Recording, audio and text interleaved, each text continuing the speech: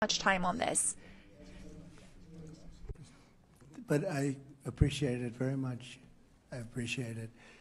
Maybe we're going to have to go a little bit quicker than this because we have a whole schedule. If I could just say, it's, you know, your name and your country would be great. Thank you, please. Muito obrigado, Sr. Presidente Trump. Que premièrement, Donald Trump les convoque tous. Parce que les renseignements qu'il a sur ces pays, c'est que les dirigeants veulent essayer de manger à tous les râteliers. Ils ne sont pas correctement rangés derrière l'impérium occidental dirigé par les États-Unis. Ils ont tendance à pratiquer ce que nous avons appelé la danse Bafia du Cameroun ou la danse Blé du pays baoulé de Côte d'Ivoire.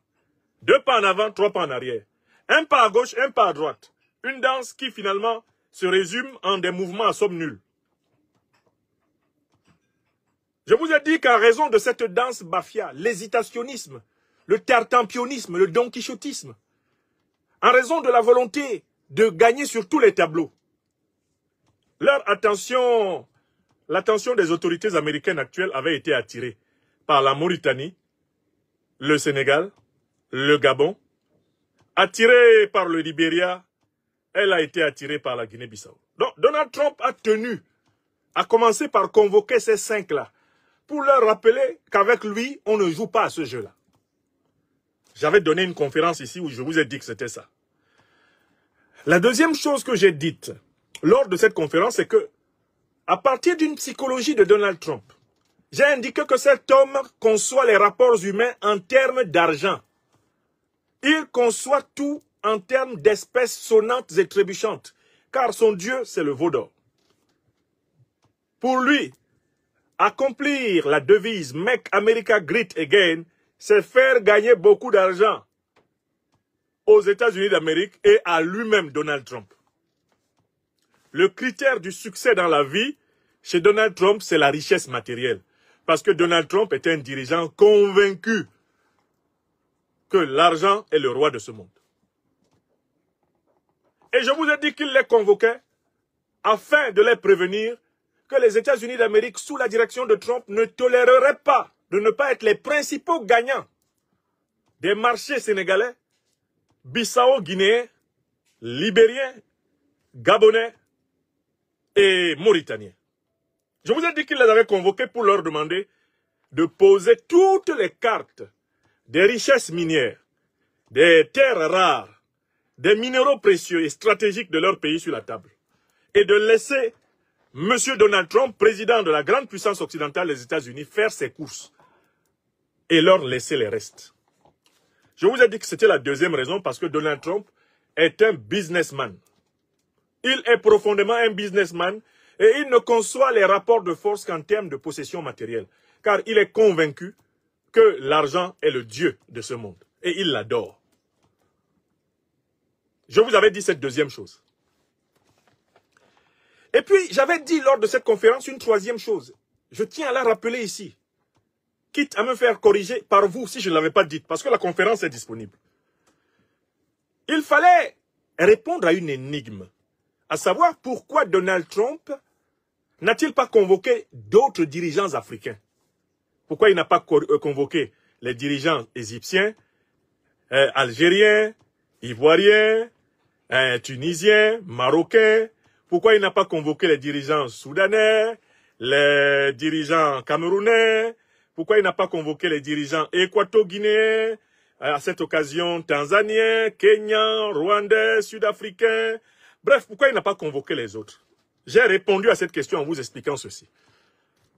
Les États-Unis d'Amérique ont classé les pays africains en 3 catégories. Première catégorie, les pays notoirement soumis à l'impérium américain. J'avais donné l'exemple de l'Égypte, dont le budget est amplement abondé par les fonds publics américains. J'ai donné l'exemple de l'Algérie qui est en pleine coopération avec les États-Unis à travers l'OTAN. L'exemple du Maroc qui est en pleine coopération avec les États-Unis à travers l'OTAN. L'exemple de la Côte d'Ivoire sous Ouattara qui s'est couché sous le néocolonialisme français et l'impérialisme américain. L'exemple du Nigeria qui est couché sous l'impérialisme américain sans difficulté. Le Kenya couché, le Rwanda couché, l'Ouganda couché. J'ai donné plusieurs exemples de pays africains comme cela. Hein? Le Cameroun de Paul Biya couché. Hein? Tous ces pays qui sont déjà couchés, Donald Trump ne commence pas par eux. Parce qu'ils ne sont pas pour lui un souci. Il a commencé donc par les pays qui hésitent. C'est parce que le Sénégal de Bassirou Diomaye Faye a donné des signes d'ambiguïté. Je vous ai toujours dit qu'ils étaient dans une aventure ambiguë. C'est arrivé dans les oreilles de Trump. Et il a eu l'occasion de les observer. Ils veulent gagner à la fois avec le panafricanisme et avec le néocolonialisme. Ils veulent gagner à la fois avec l'anti-impérialisme et avec l'impérialisme. Ils veulent manger au râtelier des dominants et au râtelier des dominés. Donald Trump n'aime pas ça. Il aime les gens correctement alignés. Donc, il y a une première catégorie, les pays alignés. Donald Trump les convoquera plus tard et il les convoque de temps en temps comme il veut. Regardez comment il a géré la crise congolaise. Il les a convoqués, il a même annoncé qu'il va convoquer le président rwandais et le président de la République démocratique du Congo bientôt à Washington. Il va les convoquer et puis ils vont signer ce que lui il a demandé. Un peu comme il avait convoqué Zelensky. Et l'erreur qu'il a commise, c'était de penser qu'il pouvait aussi convoquer Poutine comme ça. Poutine lui a dit non, je ne suis pas Zelensky. I am not your puppet. Je ne suis pas ton vassal. Donc, deuxième catégorie, dans la tête de Donald Trump, les pays qui refusent de se soumettre à la domination américaine et qui sont ancrés dans ce qu'on appelle le monde multipolaire, dans la dynamique panafricaniste, révolutionnaire, dans la dynamique anticolonialiste, dans la dynamique anti-impérialiste, dans la dynamique souverainiste africaine. Ces pays-là, Donald Trump ne les convoque pas du tout. Il ne les convoquera pas. Parce qu'il sait qu'ils ne répondront pas présents. Il s'agit des pays de l'AES, le Mali, le Burkina Faso et le Niger, et d'autres pays qui ont une tradition de résistance envers lui, envers l'impérialisme en général, comme l'Éthiopie, envers l'impérialisme en général, comme relativement, pas complètement l'Afrique du Sud. Parce que Ramaphosa fait partie de cette ANC qui est entrée en complicité avec les puissances qui ont dominé et écrasé les Sud-Africains depuis longtemps. Il ne se comporte pas de cette façon exactement avec les dirigeants angolais. Parce qu'il sent que l'Angola a une tradition anti-impérialiste très longue. Il ne se comporte pas exactement de cette façon avec les dirigeants zimbabwéens. Le président zimbabwéen qui s'est assis sur le fauteuil de Mugabe sait qu'on ne s'amuse pas à offrir le Zimbabwe à la plaisanterie impérialiste. Donc il y a des pays comme ça qui, dans la liste de Donald Trump, sont des pays qui sont des signes indiens. Et qui plus est, un pays qui s'est levé pour dire à Trump, tu nous interdis les visas américains, nous aussi nous t'interdisons les visas américains. Nous n'avons pas les moyens de t'offrir un avion à 400 millions de dollars. Mais si toi tu nous interdis les visas là, nous aussi on peut t'interdire les visas. Donc un pays comme le Tchad de Mahamat Idriss Déby Itno, Donald Trump l'a déjà classé dans la liste de ceux qui lui disent non. D'autant plus que Mahamat Idriss Déby Itno a fait partir les troupes américaines du Tchad.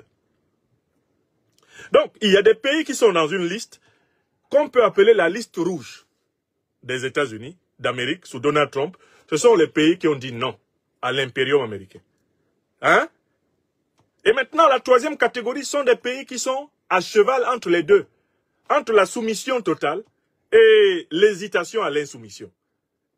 C'est dans cette catégorie que Donald Trump a précisément positionné la Mauritanie, le Sénégal, le Gabon, le Libéria et la Guinée-Bissau. Je vous ai expliqué pour ce qui est de la Mauritanie, que la Mauritanie est un pays qui est dirigé par des roublards qui veulent manger à tous les râteliers. Ils font semblant d'être les bons amis du peuple malien et des dirigeants maliens, mais ils hébergent les terroristes qui attaquent le Mali. Ils font semblant de trouver un modus vivendi pacifique avec l'Afrique subsaharienne, mais ils hébergent les troupes de l'OTAN qui sont en réalité en soutien de la déstabilisation continentale. Donc les dirigeants mauritaniens sont dans la même roublardise que les dirigeants algériens actuels. La même roublardise. On prend le Sénégal. Bassirou Diomaye Faye et son acolyte Ousmane Sonko arrivent au pouvoir avec une phraséologie révolutionnaire panafricaniste. Ils promettent la rupture avec le néocolonialisme, la rupture avec l'impérialisme. Arrivés au pouvoir, ils se mettent à caresser le néocolonialisme et l'impérialisme et promeuvent plutôt des négociations, des compromis, voire des compromissions. Ils mettent tellement d'eau dans leur vin que leur vin devient plus liquide que l'eau. On en oublie même que leur vin fut un vin. Mais En même temps qu'ils disent cela, ils essayent d'aller flatter les dirigeants de l'AES. Ils essayent de dire qu'ils sont intéressés pour aller vers les BRICS, qui sont la grande alliance économique du monde multipolaire. Donc, en fait, ils essayent d'avoir un pied dedans et un pied dehors. Un pied dedans le camp impérialiste et un pied en dehors du camp impérialiste. Donald Trump a noté ça. C'est pour ça qu'il a convoqué Bassirou Diomaye. Et vous comprendrez pourquoi Bassirou Diomaye Diakhar Faye a procédé à un cirage de pompe total de Diomaye Faye, de Donald Trump. Le comportement de Bassirou Diomaye Diakhar Faye s'explique par le fait qu'il se savait sous pression. Que Donald Trump l'a en fait convoqué pour faire acte d'allégeance solennelle. Pour montrer patte blanche à la Maison Blanche. Et Bassirou Diomaye Diakhar Faye a bien compris la commande. Vous allez l'entendre tout à l'heure. Il est allé jusqu'à des flatteries d'un niveau inégalé. Aucun président sénégalais n'avait osé aller jusque-là pour s'adresser au président d'une grande puissance. Aller jusqu'à le féliciter pour ses talents sportifs. Et espérer que ces talents sportifs vont permettre au Sénégal d'être bien regardé par lui. C'est fort. Les panafricanistes sénégalais ont bu la honte ces dernières heures. Les pastéfiens qui s'étaient habitués à pasticher le panafricanisme sont désormais nus au carrefour de l'Observatoire critique de l'Afrique des libertés. Les choses que nous avons dites depuis plusieurs mois à propos de ce duo à la tête de l'exécutif sénégalais, ces choses s'affichent devant vous avec une cruelle et blafarde vérité. Ça, c'est le Sénégal. Descendons maintenant en Guinée-Bissau. Le type qui est à la tête de la Guinée-Bissau, Umaro Sissoko Embalo, c'est le spécialiste de la bouffe à tous les râteliers. C'est Monsieur fourre son nez partout, à gauche et à droite, en haut et en bas. Il est comme Speedy Gonzalez, la fameuse souris des célèbres dessins animés. Il saute sans cesse dans toutes les directions. Et vous allez voir l'individu essayer de justifier cela devant Donald Trump qui était dépassé. Il essaie de justifier son inconstance. Il essaie de justifier son wéré politique devant Donald Trump qui n'a rien compris à ce charabia abracadabrantesque et qui regardait littéralement Embalo comme une survivance antédiluvienne. Une survivance antédiluvienne. C'est un personnage d'avant le déluge, du temps de Sodome et Gomorrhe. C'est pas possible. Embalo essaie d'expliquer pourquoi. Un coup il est avec Poutine, un coup il est avec Zelensky, et le voici devant Trump. Et il essaie de dire à Trump, en fait je fais comme toi. Trump dit, ah, on peut faire ça. Et Trump était dépassé par le numéro d'Embalo. Il n'avait jamais vu, dans sa carrière de dirigeant politique, un type aussi incohérent devant lui. Ça faisait pitié. Au point de lui demander de parler vite et d'être bref. Parce que ça tournait à un cirque incomestible. Un cirque incomestible. Alors, la Guinée-Bissau a quel problème? C'est un pays qui est immergé dans l'économie informelle de la drogue. La corruption de la drogue frappe la Guinée-Bissau de la base jusqu'au sommet de la société. Donc, c'est un pays sur lequel les États-Unis, avec leur fameuse DEA, leur police spéciale de lutte anti-drogue, ont un regard particulier parce que c'est une pièce maîtresse de la diffusion de toutes les drogues les plus létales sur le continent africain. Et puis, c'est quand même un pays qui est dirigé par un type qui prétend appartenir à la tradition révolutionnaire panafricaniste africaine. Il dit qu'il est assis sur le fauteuil du grand camarade Amilcar Cabral, le leader du PAIGC, le révolutionnaire du Cap-Vert et de la Guinée-Bissau. Il dit qu'il est assis dessus avec mérite. Donc, 1, 2, 3, quand il y a des assises continentales qui concernent l'idéal panafricain, voilà Embalo qui pointe son nez. On ne sait pas pourquoi. Ce type n'a apporté aucune contribution théorique à l'histoire du panafricanisme. Il n'a apporté aucune contribution pratique à l'histoire du panafricanisme. L'idée la plus génialement stupide qui est surgie du cerveau d'Embalo, ça a été de monter soi-disant une force anti-putsch pour attaquer le Mali, le Burkina Faso et le Niger, où des révolutionnaires militaires avaient pris le pouvoir pour servir leur peuple. La seule fois qu'Embalo a eu une idée rare, c'était une idée nuisible à la Guinée-Bissau et nuisible à l'Afrique. Donald Trump observe cet individu qui, à la première occasion, saute dans un avion et arrive à Moscou. Et dès qu'il arrive à Moscou, le voilà qui parle comme s'il était un ancien leader communiste. Camarade, je suis le président de la Guinée-Bissau. Guinée-Bissau, avec sa tradition révolutionnaire, qui est une amie de la Russie. Président Poutine, camarade président, moi, Mbalo, j'ai toujours été un ami de la Russie. À peine il est remonté dans son avion, le voilà qui court, eh bien à Kiev, dire tout son amour pour la coalition occidentale à Zelensky. Président Zelensky, c'est Mbalo. Vous savez, moi j'ai toujours aimé l'Ukraine. Les Ukrainiens ils sont teigneux, ils sont courageux. Je suis venu vous voir que pour lui, je suis avec vous. Si vous avez même quelques céréales ici, vous me donnez en même temps. Je mets déjà une partie dans mon avion. Vous savez, en Guinée-Bissau, on a tous les problèmes. Paf, il saute dans son avion, il vient à Paris bavarder dans les oreilles de Macron. Président Macron, vous savez que les intérêts de la France, ce sont les intérêts de la Guinée-Bissau. C'est vous, en Guinée-Bissau. C'est aller défendre les intérêts de la France. Ce type-là, j'imagine que tous ceux qui le reçoivent dans leur palais sont fatigués au bout de 5 minutes. Tellement il est inconstant, instable, volatile. Donc la Guinée-Bissau, on ne sait pas de quel côté elle va. Sous Mbalo. Veut-il en faire le cartel numéro 1 de la drogue en Afrique de l'Ouest pour remplacer la Colombie d'Amérique latine? Veut-il en faire une république panafricaniste révolutionnaire? Mais personne n'y croit, personne n'y pense. Veut-il en faire plutôt un État à la remorque des grandes volontés anglo-américaines ou européennes? On ne sait pas. Et de temps en temps, quand on le cherche, où êtes-vous, monsieur Mbalo? Ben, le meilleur endroit où on puisse le trouver, ce sont les Lupanaros. C'est un président inconstant, pas travailleur, cafouilleur, très jouisseur sur les bords, très dissipé, très déconcentré. Et déconcertant et déconcentrant. Donald Trump a eu affaire à lui tout à l'heure, vous allez l'entendre. Ça fait pitié pour l'Afrique. Allons voir maintenant monsieur Boakai. Hey! Boakai, c'est le président du Libéria. Lui aussi, il a un gros problème.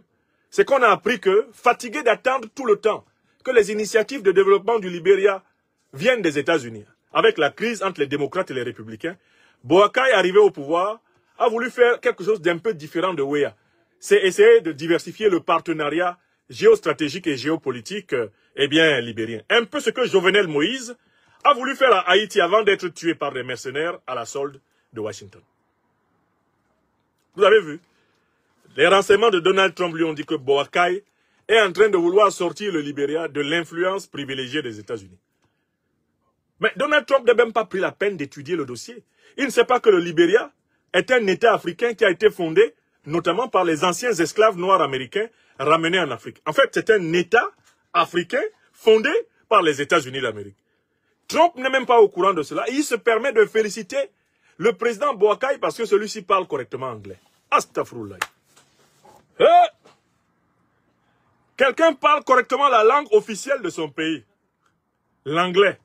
Toi, Donald Trump, descendant d'immigrants allemands aux États-Unis, tu le félicites. Et tu lui demandes où est-ce qu'il a fait ses études. Et le pauvre monsieur de répondre en ajoutant toujours « Sir, sir, sir », littéralement comme un bon esclave de maison. J'ai fait mes études au Libéria. Et Donald Trump est étonné. Gosh, how is it possible to have such a wonderful level in English while studying in Africa? Where did you make your studies? In Liberia? In Liberia? Oh, this is fantastic. I congratulate you for your good level of English. There is no many people here in America able to speak English like you, as well, like you're speaking. Ouais, Boakai. Si on disait à Boakai qu'à plus de 70 ans, il serait félicité parce qu'il parle correctement anglais, lui qui parle anglais depuis son enfance, Boakai n'allait pas croire.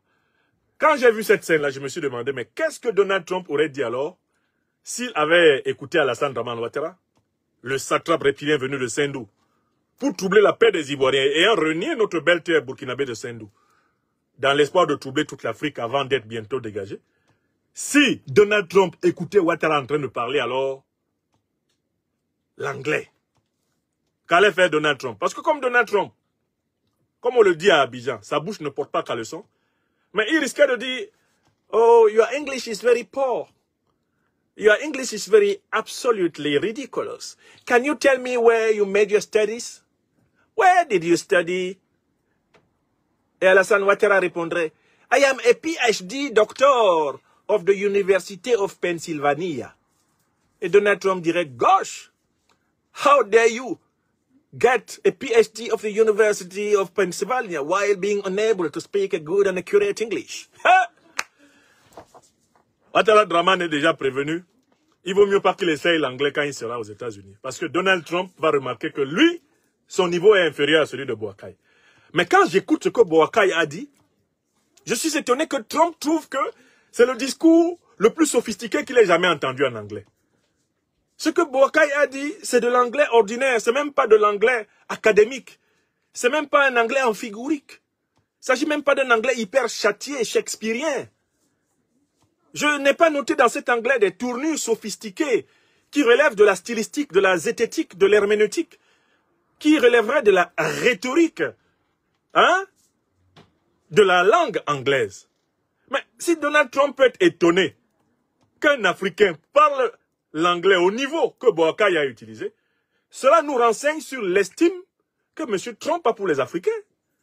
Parce que si un président africain, venu d'un pays anglophone, d'ailleurs fondé entre autres par les États-Unis en Afrique, est félicité pour bien parler anglais, c'est-à-dire que M. Trump part presque du principe que, de la bouche d'un Africain venu d'Afrique, un très bon niveau de langue, en quelque langue que ce soit, est une exception. Vous voyez comment même les blagues, même les gentillesses de ces gens-là révèlent leur maladie, leur complexe de supériorité. Mais imaginez quelqu'un qui n'a même pas un doctorat. Si on s'en va regarder le CV peut-être de Boakai, on va se rendre que Boakai est titulaire d'un doctorat. Bon, Donald Trump même, je crois qu'il n'a pas fait un PhD. Donc toi, tu n'as même pas fait un PhD de l'université américaine. Et c'est toi qui viens féliciter quelqu'un qui, lui, l'a. Vous voyez comment la politique crée des situations cocasses? C'est un peu comme j'ai entendu un jour ici, le président français Emmanuel Macron traiter les intellectuels panafricanistes de pseudo-intellectuels. Comme si on prend mon CV académique là, on pose ça et on pose le sien, lui il peut me dépasser. Il va me dépasser en quoi? Ces gens-là, ils vivent dans leur bulle.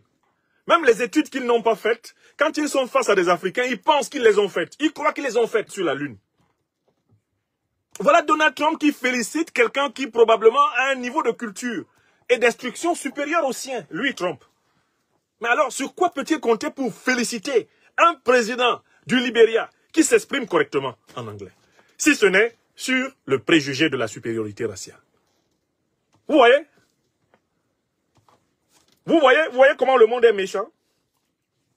Alors, ça, c'était l'introduction au problème. Quel pays n'ai-je pas évoqué? Allons-y au Gabon. Ah, Oligui Nguema.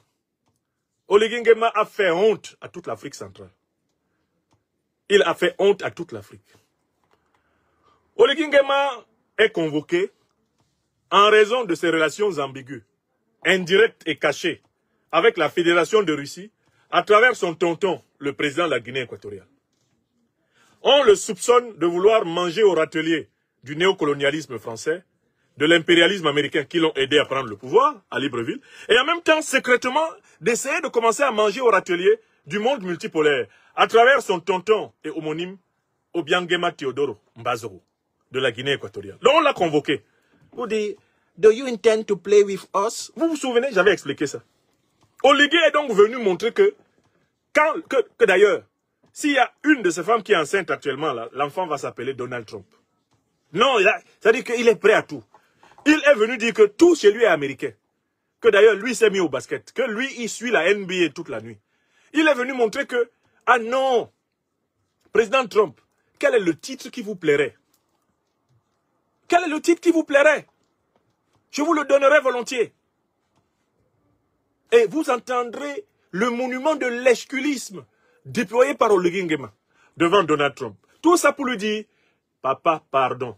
Papa Trump, pardon. Ne me punis pas. Je suis un valet discipliné. J'obéis le doigt sur la couture. Je sais à qui je dois le pouvoir. Ce n'est pas au peuple gabonais. C'est à la France-Afrique. Et au-dessus de la France-Afrique, il y a l'impérialisme anglo-américain. Je le sais. C'est d'ailleurs pour ça que mon prédécesseur Ali Bongo avait crié « Make noise, make noise, make noise », parce qu'il comptait sur les impérialistes anglo-américains pour sauver son pouvoir. Alors, je ne vais pas moi aussi être obligé de crier « Make noise, make noise, make noise » bientôt, parce que je ne vous ai pas obéi. À vos ordres, Monsieur le Président. Oligui est venu, il est venu se mettre droit devant Trump. N'oubliez pas de vous abonner et d'activer la cloche de notification pour rester informé de nos prochaines vidéos. Restez à l'écoute pour les développements passionnants à venir.